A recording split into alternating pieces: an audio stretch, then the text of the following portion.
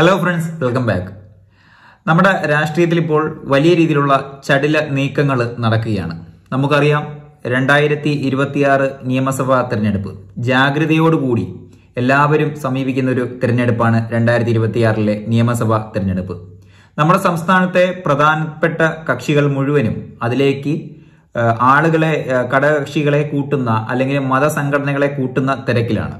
കഴിഞ്ഞ 2-3 ദിവസങ്ങൾക്ക് മുമ്പ് വെള്ളാപ്പള്ളി നടേശൻ എന്ന് പറയുന്ന SNDPയുടെ ഏതോ ഒരു കുണാണ്ടർ, അങ്ങനെ വേണമെങ്കിൽ പറയാം, വെള്ളാപ്പള്ളി നടേശൻ ഒരു പ്രസ്താവന നടത്തുകയുണ്ടായി. മലപ്പുറം ജില്ലയെ കേന്ദ്രീകരിച്ചുകൊണ്ടാണ് ആ പ്രസ്താവന നടത്തിയത്. നമ്മളൊരു കാര്യം ആദ്യം തന്നെ ഞാൻ ജാമ്യത്തിൽ പറയട്ടെ.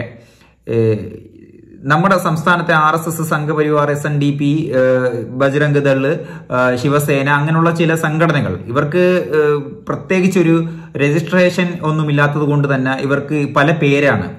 എല്ലാം ഒറ്റ കൊടിക്കീഴാണ്, RSS എന്നുള്ള ഒരു കൊടിക്കീഴിലാണ് ഇത് നടന്നു പോകുന്നത്. ഇവർക്ക് സംസ്ഥാനത്ത് വർഗീയപരമായിട്ടോ വിദ്വേഷപരമായിട്ടോ ഒരു കലാപ അന്തരീക്ഷം ഉണ്ടാക്കാനോ വേണ്ടിയിട്ട് തിരഞ്ഞെടുക്കുന്ന ഒരു ജില്ലയാണ് മലപ്പുറം ജില്ല. അപ്പോൾ നമുക്ക് പറഞ്ഞു വന്നതിലേക്ക് തിരികെ പോകാം.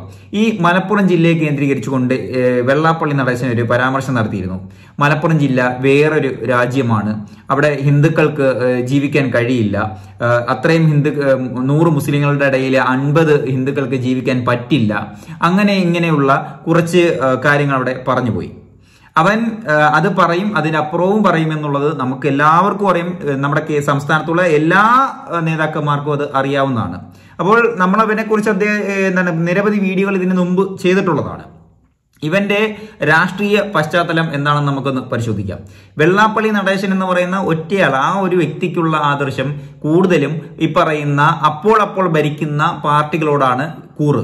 ഒരു സമയത്ത് ഉമ്മൻചാണ്ടിയെയും രമേശ് ചെന്നിത്തലയൊക്കെ വലിയ രീതിയിൽ പ്രീണപ്പെടുത്തിക്കൊണ്ട് പോകുന്ന ഒരു സാഹചര്യം നമ്മൾ കണ്ടതാണ്. ഇപ്പോൾ പ്രതിപക്ഷ നേതാവ് VD സതീശനും സുധാകരനൊക്കെ ആയതുകൊണ്ട് തന്നെ വലിയ രീതിയിലുള്ള ഒരു സ്വരച്ചേർച്ചയല്ല. അതുകൊണ്ട് തന്നെ ഇപ്പോൾ ഇരിക്കുന്ന ഭരണ സർക്കാരായ പിണറായി സർക്കാരിനെ പ്രീണപ്പെടുത്തി പോവുക എന്നുള്ള ഒരു സെറ്റപ്പാണ് SNDP നേതാവായിട്ടുള്ള ഈ വെള്ളാപ്പള്ളി നടേശനുള്ളത്. അയാൾക്ക് സ്വന്തമായിട്ടുള്ള ഒരു നിലപാടോ ഒന്നുമില്ല. അപ്പോ കാണുന്നവനെ അപ്പ എന്ന് വിളിക്കുന്ന ഒരു സ്വഭാവമാണ്. പിന്നീട് ഇയാളുടെ കുടുംബ രാഷ്ട്രീയ പശ്ചാത്തലം എന്താണെന്ന് നമുക്ക് പരിശോധിക്കാം. ഫാമിലിയില് ഭാര്യയുണ്ട്. ഭാര്യയുടെ ആശയം എന്താണെന്ന് വെച്ചാൽ RSSന്റെ, സംഘപരിവാറിന്റെ, BJPയുടെ ആശയമാണ്. എന്താണോ BJP RSS സംഘപരിവാറിലുള്ളത് അതേപാട് അംഗീകരിച്ച് ജീവിക്കുന്ന ഒരു വ്യക്തിയാണ് അവരുടെ ഭാര്യ. പിന്നീട് മകനിലേക്ക് പോവുകയാണെങ്കിൽ മകൻ BJP ആണ്. അപ്പോൾ ഈ പറയുന്ന മകൻ, ഭാര്യ, ഈ വെള്ളാപ്പള്ളി നടേശൻ, ഈ 3 പേരും കൂടി ഒരു വീട്ടിലിരിക്കുമ്പോൾ എന്തായിരിക്കും അവരുടെ ഉദ്ദേശം? ഒരു ഉദ്ദേശമേ ഉള്ളൂ, അവർക്ക് എങ്ങനെയെങ്കിലും ഒരു കലാപന്തരീക്ഷം ഉണ്ടാക്കുക, അങ്ങനെ ഇങ്ങനെയൊക്കെ പരിപാടികൾ നടത്തി പോവുക എന്നുള്ള ഒരു ഉദ്ദേശം മാത്രമേ ഉള്ളൂ. RSSന്റെ വക്താവായിട്ട് ഭാര്യയും, BJPയുടെ വക്താവായിട്ട് മകനും, CPMന്റെ വക്താവായിട്ട് വെള്ളാപ്പള്ളി നടേശനും കൂടെ വന്നു കഴിഞ്ഞാലുള്ള കാര്യം നമ്മൾ ചിന്തിക്കേണ്ടുള്ള അവസ്ഥയാണല്ലോ. അപ്പോൾ ഇതാണ് നമ്മുടെ സംസ്ഥാനത്ത് നടന്നു പോകുന്ന ഇവരുടെ ഉദ്ദേശങ്ങൾ എന്താണെന്നും ഇവരുടെ രാഷ്ട്രീയ പശ്ചാത്തലം എന്താണെന്നെല്ലാം നമ്മൾ മനസ്സിലാക്കി കഴിഞ്ഞു. ഇനിയാണ് അടുത്ത ഘട്ടം എന്ന് വെച്ച് കഴിഞ്ഞാൽ 2026 നിയമസഭാ തെരഞ്ഞെടുപ്പ്. ഈ ഒരു തെരഞ്ഞെടുപ്പിലേക്ക് CPM പല രീതിയിൽ പല മത നേതാക്കളെയും പല പാർട്ടികളെയും തോട്ടയിട്ട് പിടിക്കാൻ നോക്കിയിരുന്നു. മുസ്ലിം ലീഗിനെ കുറെ നാൾ താങ്ങി നടന്നതാണ്, ഈ ഇടവരെയും താങ്ങി നടന്നതാണ് ഈ CPM. പക്ഷേ മുസ്ലിം ലീഗ് അടുക്കുന്നില്ല എന്ന് കണ്ടപ്പോൾ മുസ്ലിം ലീഗിനെ കടന്നാക്രമിക്കുക, മലപ്പുറം ജില്ലയെ കടന്നാക്രമിക്കുക, ഈ നമ്മുടെ മലബാർ ഏരിയകളെ ലക്ഷ്യം വെച്ച് പെരുമാറുക ഒരു പ്രസ്താവന നമ്മൾ കണ്ടുവരുന്നത്.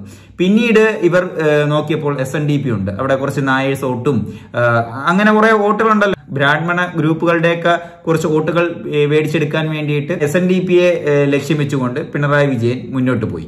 അപ്പോൾ പിണറായി വിജയന് എപ്പോഴും വെള്ളാപ്പള്ളി നടേശൻ കൂടെ വേണം, ഈ ഒരു സാഹചര്യത്തിൽ കൂടെ വേണം. കാരണം ഒരു ഭരണവിരുദ്ധ വികാരമൊക്കെ നിലനിൽക്കുന്നതായിട്ട് നമുക്ക് എല്ലാവർക്കും പൊതുസമൂഹത്തിന് അറിയാവുന്നത് കൊണ്ട് തന്നെ ഇവർക്ക് എങ്ങനെയെങ്കിലും ഒരു SNDPയുടെ ചായവും കൂടിയൊക്കെ വെച്ചുകൊണ്ട്, നമുക്കറിയാം നിലമ്പൂര് ഉപതെരഞ്ഞെടുപ്പ് നടക്കാനിരിക്കുകയാണ്, അങ്ങനെയുള്ള കുറച്ച് കാര്യങ്ങളൊക്കെ ഉണ്ട്. അപ്പോൾ ഈ ഒരു സാഹചര്യത്തിൽ ഇവർക്ക് എങ്ങനെയെങ്കിലും അടുത്ത ഒരു മതനേതാക്കളെയോ പാർട്ടി നേതാക്കളെയോ എങ്ങനെയെങ്കിലും കൂടെ നിർത്തുക എന്നുള്ള ഒരു ലക്ഷ്യം തന്നെയാണ്. CPIMന്റെ അവസ്ഥ നമുക്കറിയാം. ഇവരുമായിട്ട് വലിയ രീതിയിൽ CPIയുമായിട്ട് വലിയ രീതിയിലുള്ള ഒരു വിയോജിപ്പുകൾ പല ഭാഗത്തു നിന്നും ഉയർന്നു വന്നു. പക്ഷെ അവർ അകന്നു പോയിട്ടില്ല. എങ്കിലും വിയോജിപ്പുകൾ അകത്ത് ഉണ്ട്, മുറുമുറുപ്പുണ്ട്, വലിയ രീതിയിലുള്ള പ്രശ്നങ്ങൾ രൂപം കൊണ്ടിട്ടുണ്ട്. അതൊരു ഭാഗത്തിരിക്കട്ടെ. അപ്പോൾ ഈ പറഞ്ഞു വന്ന നമ്മുടെ വെള്ളാപ്പള്ളി നടേശൻ എന്ന് പറയുന്ന വർഗീയവാദി നിരന്തരമായിട്ട് ഇതുപോലെ മലപ്പുറം ജില്ലയെ ലക്ഷ്യം വെച്ചുകൊണ്ട് സംസാരിക്കുക, മുസ്ലിങ്ങളെ എങ്ങനെയെങ്കിലും ഒക്കെ ഒരു അലോസരപ്പെടുത്തുന്ന തലത്തിലേക്ക് പ്രസ്താവനകൾ ഇറക്കുക, ഇതൊക്കെ സ്ഥിരം പല്ലവിയായിട്ട് മുന്നോട്ട് പോവുകയാണ്. നമ്മുടെ സംസ്ഥാന സർക്കാർ എന്താണ് മിണ്ടാതിരിക്കുന്നതെന്ന് എല്ലാവരും ചോദിക്കുന്നുണ്ട്. പക്ഷെ അവർ മിണ്ടില്ല. കാരണം അവർക്ക് ഇവിടെ വേണ്ടുള്ള ലക്ഷ്യം ഇവിടെ ഒരു മതസ്പർദ്ധ വളർത്തുക, ആ മതസ്പർദ്ധയ്ക്കെതിരെ ഇവർ ഇടിച്ചു കയറി വരും. ഇപ്പോൾ SNDPയുടെ ഒരു വ്യക്താവും മുസ്ലിം ലീഗിന്റെ ഒരു വ്യക്താവും കൂടി ഇങ്ങനെ നടന്ന് അടികൂടുന്നു. അപ്പൊ അതിന്റെ ഇടയിലേക്ക് ഇങ്ങനെ ഇടിച്ചങ്ങ് കയറും ആരാ? പിണറായി വിജയൻ. എന്നിട്ട് ഞാനാണ് എല്ലാം സെറ്റാക്കുന്നത്, ഞാനാണ് ഒതുക്കുന്നത് എന്നുള്ളൊരു നേതൃത്വം ഏറ്റെടുക്കാൻ വേണ്ടിയിട്ട്. സത്യം പറഞ്ഞ ഇവൻ ഈ അടി കൊണ്ട് കൂടുന്നത് വരെയും പിണറായി വിജയനും സംഘം ഇങ്ങനെ നോക്കിയിരിക്കും. അടിച്ചോ നമ്മൾ കേസ് എടുക്കത്തില്ല, അടിച്ചു. അതുപോലെയാണ് ഇപ്പൊ വെള്ളാപ്പള്ളി നടേശൻ വല്ല വർഗീയതയും പറഞ്ഞോ എന്ന് പറയും. എന്നിട്ട് സമയമാവുമ്പോ ഇതങ്ങ് മൂർജിതാവസ്ഥയിൽ എത്തുമ്പോഴത്തേക്കും ആര് കയറി വരും? CPM അങ്ങോട്ട് വന്നിട്ട് ഞങ്ങളാണ് എല്ലാം അങ്ങ് മാറ്റിയത് എന്നുള്ളൊരു നിലപാടിലേക്ക് എത്തും. അപ്പൊ ആരാണ് ഇവിടെ പുണ്യാളനാവുന്നത്? ഇവരാണ് പുണ്യാളനാവുന്നത്. പക്ഷെ നിയമം അവരുടെ കയ്യിൽ, ഭരണവും നിയമവും കയ്യിൽ ഇരുന്നിട്ട് ഇവർ എന്തുകൊണ്ട് ഈ പറയുന്നവരെ പിടിച്ചകത്തിടുന്നില്ല, അല്ലെങ്കിൽ കേസ് ചുമത്തുന്നില്ല എന്നുള്ള കാര്യം നമ്മൾ ചിന്തിക്കേണ്ടതാണ്. പക്ഷെ അത് ചെയ്യുന്നില്ല. എത്ര പ്രശ്നങ്ങളാണ് ഈ ഇടയായിട്ട് നമ്മുടെ സംസ്ഥാനത്ത് അരങ്ങേറിയിട്ടുള്ളത്.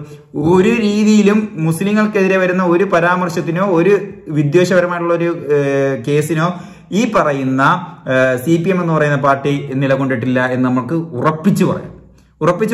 ഞാൻ അതിനെപ്പറ്റി എല്ലാ വീഡിയോകളും, അങ്ങനെയുള്ള വീഡിയോകൾ ഞാൻ തിരഞ്ഞുപിടിച്ച് ഞാൻ ചെയ്യുന്നതാണ്. എന്റെ അക്കൗണ്ട് നിങ്ങൾക്ക് നിരീക്ഷിച്ചാൽ കാണാം. CPM ഇപ്പോൾ മതനിരപേക്ഷ പാർട്ടിയൊന്നുമല്ല. അവരിപ്പോൾ അവർക്ക് എങ്ങനെയെങ്കിലും ഒക്കെ ഒരു അടിമത്ത ഭരണം നടത്തി പോകുന്ന ഒരു അവസ്ഥ തന്നെയാണ്. അത് തന്നെയാണ് ഇവിടെ നടന്നു വരുന്നത്. നമ്മുടെ സംസ്ഥാന സമ്മേളനം, CPMന്റെ സംസ്ഥാന സമ്മേളനം നടന്നപ്പോൾ ആ പാർട്ടിയുടെ എല്ലാവരെയും നിരത്തി നിർത്തി എല്ലാവരെയും കുറ്റം പറഞ്ഞു. അങ്ങേയറ്റം പാർട്ടി സെക്രട്ടറി ആയിട്ടുള്ള ഗോവിന്ദൻ മാഷിനെ വരെയും അവർ എല്ലാവരും എഴുതി തള്ളി. എന്നിട്ട് പിണറായി വിജയനെ മാത്രം ഒന്നും പറഞ്ഞില്ല. ക്ലീൻ ചീറ്റ് കൊടുത്ത ഏക വ്യക്തിക്ക് പിണറായി വിജയനാണ്. അല്ലെ, പിണറായി വിജയൻ എന്താണെന്നും പറയാത്തത്? അത് ഒരു സ്വേച്ഛാധിപതിക്കെതിരെ എന്തെങ്കിലും മിണ്ടിക്കഴിഞ്ഞാൽ പണി കിട്ടും. അല്ലെ, നമ്മള് അഡോൾഫ് ഹിറ്റ്ലറെ ആദ്യം മുതൽ നിരന്തരമായിട്ട് നിരന്തരമായിട്ട് അലോസരപ്പെടുത്തിക്കൊണ്ടിരുന്ന ഒരു മാധ്യമ പ്രവർത്തകൻ ഉണ്ടായിരുന്നു. അദ്ദേഹത്തിന്റെ അവസ്ഥ നമുക്ക് അറിയാവുന്നതാണ്. അദ്ദേഹത്തിന് ഒരു ചേംബറിന്റെ അകത്ത് കയറ്റിയാണ് കൊന്നു കളഞ്ഞത്. അത് നമുക്ക് അറിയാവുന്ന ഒരു കേസാണ്. അതുപോലെയാണ് ഇവിടുത്തെ അവസ്ഥ. പിണറായി വിജയനെതിരെ ആരെങ്കിലും എന്തെങ്കിലും പറഞ്ഞോ, തീർന്നു, അവരുടെ കാര്യം ഖതം.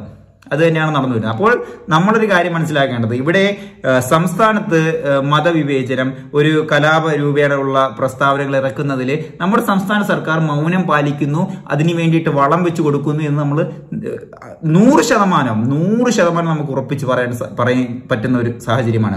ലവ് ജിഹാദിന്റെ വിഷയങ്ങൾ അച്യുതാനന്ദനാണ് കൊണ്ടുവരുന്നത്. നമ്മൾ മനസ്സിലാക്കണം, ഈ പാർട്ടി മുഖ്യമന്ത്രിയായിരുന്നു അച്യുതാനന്ദന്റെ സമയത്താണ് ഈ ലവ് ജിഹാദ് ഉയർത്തിക്കൊണ്ടിരുന്നത്.